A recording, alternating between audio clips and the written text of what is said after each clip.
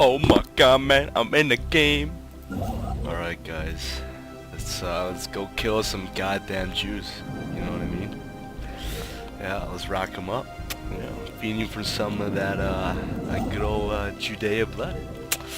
Blood of the Christ. Yeah. God bless, God bless. Holy Trinity, Mother Mary. Mm. Alright, let's do this.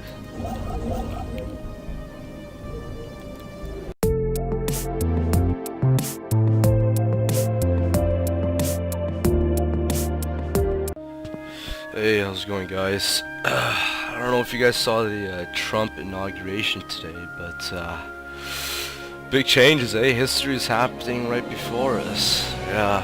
I don't know. You know, I feel like a lot of you guys right now just you can't really process it. You don't know what's gonna happen next. You know, the future is a mystery.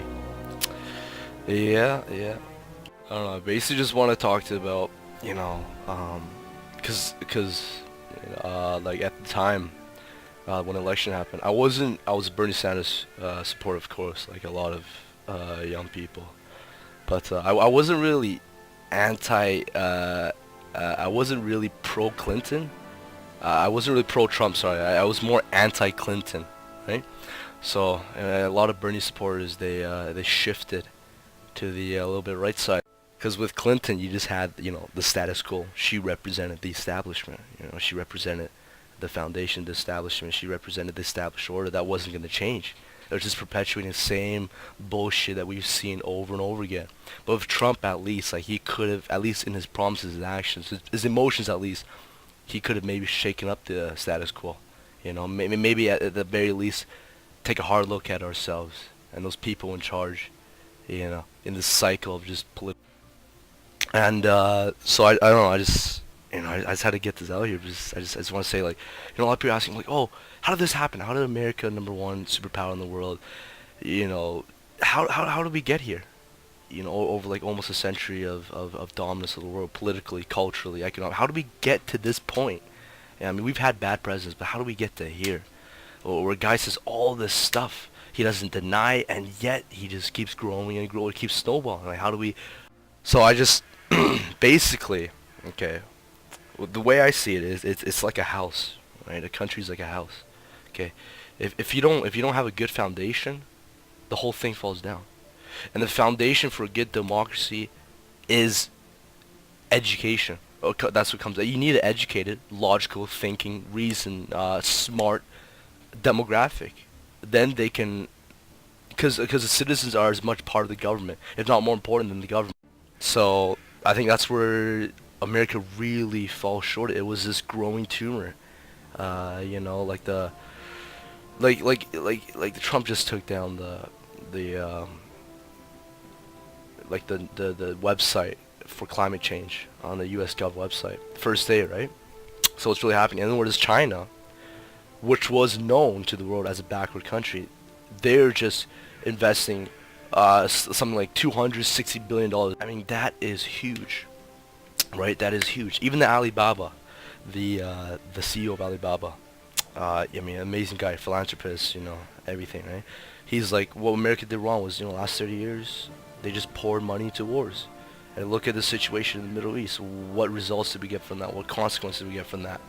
You know, what progression did we get from that? You know, and then where did that leave everyone? Maybe, you know, a lot of money went up to the 1%.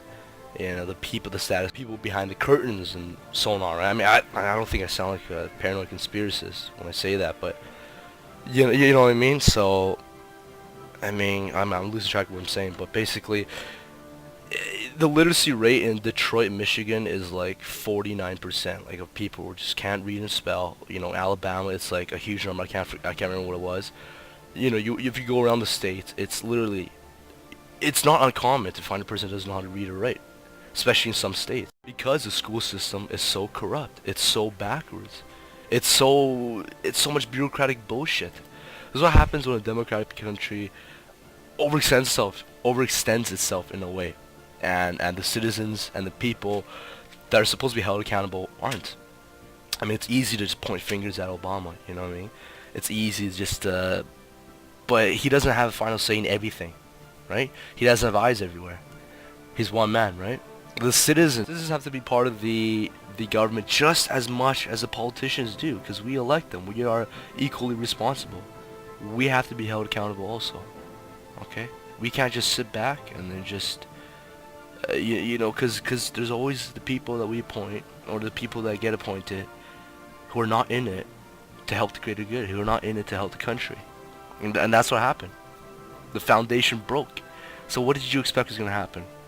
If the demographic is a bunch of dumb, if the country is full of dumb, stupid, backwards country, do you think they're going to make a reasonable, educated, logical conclusion to elect a reasonable person? No, they're not, right? I mean, that's simple math to me. So, I mean, America has to take a long, hard look at itself, you know, and just huge shake-up. I mean, real changes need to come. But I mean, I don't know. I just had to get that off my chest. But you know what they say, right? Uh, you know, the sun will always come tomorrow, right? No matter how bad the day is, what Obama said. But I mean, at this point, the sun might not be a sun tomorrow. It might be just a nuclear mushroom cloud, right? I mean, I don't know. I mean, everyone freaks out, you know, Y2K, I mean, everything, right? But I don't know, you know, future. I don't know if it looks brighter. Anyways, guys, carpe diem. Yeah, have a good one.